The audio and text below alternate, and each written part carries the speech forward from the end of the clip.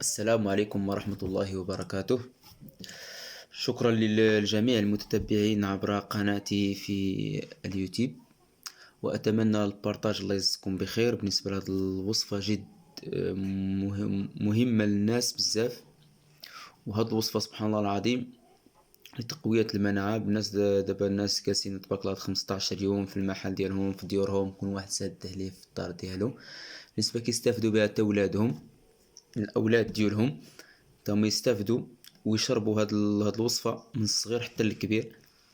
والحمد لله كاين اللي عنده نت في دارو في محالو وفايت لي الحمد لله، قلتها لبزاف ديال الناس هاد الوصفة.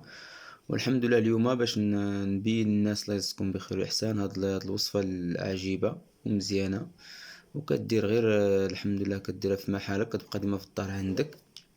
بالنسبة للوصفة ديالنا الله يجزيكم بخير اللي غادي نبينو لبعض الناس، عندنا واحد الحامضة بحال هادي حامضة،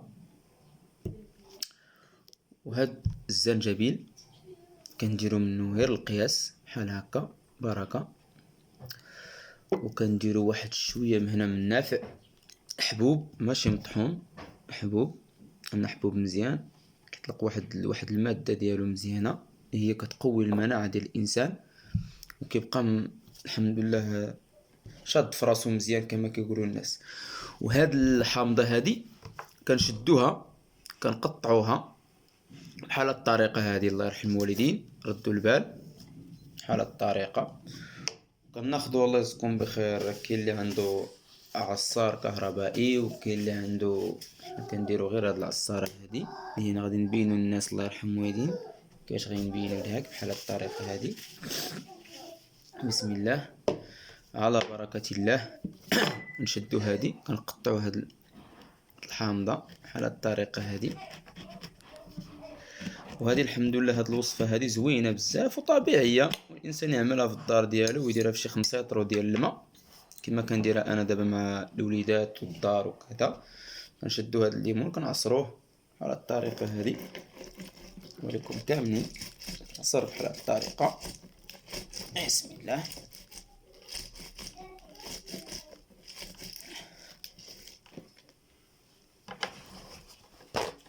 هاد الوصفة راه عجيبة جدا والله العظيم، جربناها الحمد لله الناس وقال لك الناس تبارك الله راه كاين حتى الصدر ديالو، كاين اللي كيتحلي حتى الصدر ديالو سبحان الله العظيم من الكحة من بزاف.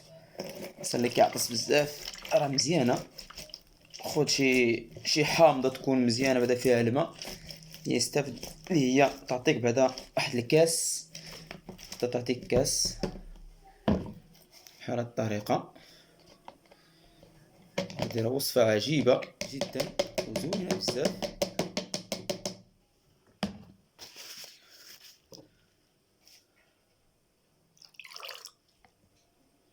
بحال هاد القياس بركة، غير هاد القياس ها هو ديال الحامض كنزيدو عليها. وهذا راه كيبقى عليك التقليد الا ما بارطاجيتيش الجميع الاخوان اخوات الناس بزاف يستافدوا من هذه حتى كتنقيها، هذه كتنقيها مزيان بحال الطريقه هذه. ها هي نقوه كنلوحوه ديريك بلا ما كنطحنوه. كاين اللي بيحكو ماشي مشكل، بدي الحكاك ديالو حكو ولوحو، ولكن من الافضل ديروه بحال هكا باش كيطلق داك المفعول ديالو، ديك المادة ديالو. الزنجبيل راه مزيان، الناس اللي كيشربوا العصير ديالو راه مزيان ما شاء الله. بحال هاد الطريقة كتنقيك بحال الطريقة هادي، كتشد هذا هو كتنقيك بحال الطريقة. طريقة سهلة، ثلاثة ديال العشبات، 3 بارك عليك الزنجبيل. وتا اللي بيدير القرنفل يديرو ماشي مشكل، 3 حبات ديال القرنفل ولا 7 حبات ديال القرنفل راه مزيانين، ولكن انا كنلغي القرنفل، القرنفل مجهد يقدر الدري ما يشربوش ليك. وهذا سبحان الله العظيم دابا يشربوه كلشي، الدري الصغير الكبير كلشي يشربوه عندك في الدار. عطيهم كاس لواحد دائما، حط هكا بيدو في البيت ديالك في الصاله، المكان اللي كتاكل فيه بزاف بتشرب الماء. اللهم اشرب هذا الماء هذا اللي فيه هاد العشبات هادو مزيانين ومفيدين وعندهم طريقه مزيانه. بحال هكا كنشدهم كنقردو هذاك بحال هكا وهذا راه وصفة راه عجيبة، وجربها ونتسنى التعليق ديالك. جربها وتعرف راه شي حاجة عجيبة. وتابعوني دائما، كانت عندي قناة أخرى ومع الأسف مشات ليا، وكانوا فيها بزاف ديال الناس الحمد لله كانوا طالعين. دابا هادي قناة جديدة.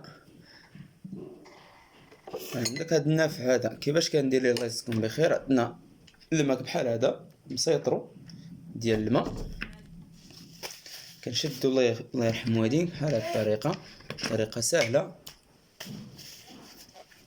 طريقة سهلة. ها كيفاش كندير ليه بحال هاد الزنجبيل هذا، هاد الزنجبيل كنشدو كندير ليه هكا هكا هكا، نديرو في 5 لتر ديال الماء هكا. والله العظيم وتجرب هاد التركيبة هادي وديرك بحال هكا، راه ما خاسر والو، غير حامضة حامضة كما وريتكم. الزنجبيل كتاخد منه شي 10 دراهم ولا القياس اللي بغيتي انت كتاخدو. والزنجبيل راه مزيان فيه ماء، فيه ماء بحال هاد الطريقة، واخا حار راه مزيان كيسرح الحنجرة، كيحل القصبات الهوائية مزيان. هو كيبان لك حار دابا على الفم كيبان لك حار بحال كتاكل الحرة، ولكن مزيان ملي كديرو بحال هكا في الماء بحال هكا. كتشد هاد الليمون الحامض عفوا، ندير لك بحال هكا كنخويه هاد الطريقة هادي. هو كاين ناس نيت كيشريو الماء عاوتاني، كاين واحد الماء كيشريو فيه الحامض، اصلا هو فيه الحامض، ولكن اللهم ديرو طبيعي، ديرو بحال هاد الطريقة طبيعي. 5 لتر دائما ديرها في الدار ديالك. كتشد هاد النافع كيكون منقي، النافع اللي وريتكم، كتشد هاد القياس هذا، واحد الكمية قليلة، يعني نقولوا قياس اش نقولوا شي حاجة قليلة، نقولوا غير 3 دراهم كاع اولا 5 دراهم، شي حاجة قليلة. كتشدو كديرو تا هو في الماء بحال الطريقة هادي. والنافع كنت قلتها بزاف ديال الناس، النافع باش ما درتيه في الماء وخليتيه يطلق مزيان راه مزيان ومفيد للمناعة ديال الانسان. والله يفكنا من هذا المرض اللي هو انتشر ودار ضجة في العالم كامل. طريقة سهلة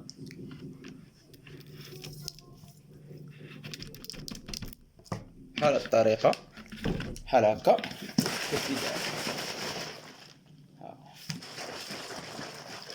وهذا باش ما تطلق مزيان دير لي هاد الطريقة هادي.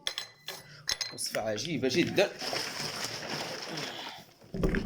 وهذا الله يجزيك بخير بارطاجيه جميع الاخوان خوتك العائلة ديالك، راه مزيان تستعملو. بسم الله.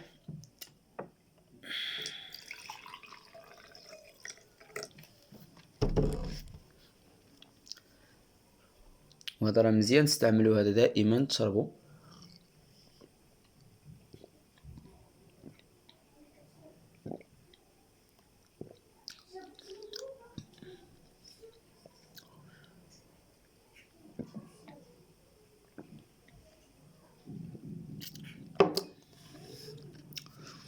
ما شاء الله، والله لا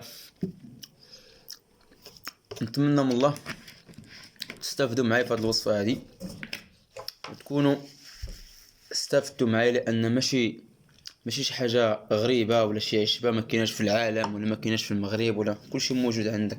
عندك الحامض والزنجبيل وعندك النافع، استعملهم 5 لتر ديال الماء عصر، استعملهم 5 لتر ديال الماء، اعطي كلشي يشرب، الدري الصغير الكبير كلشي يشرب عندك في الدار، وراه مزيان 100%.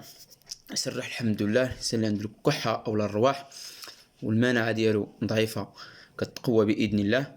واتمنى لكم التوفيق وما تبخلوش عليا، الله يجزيكم بخير.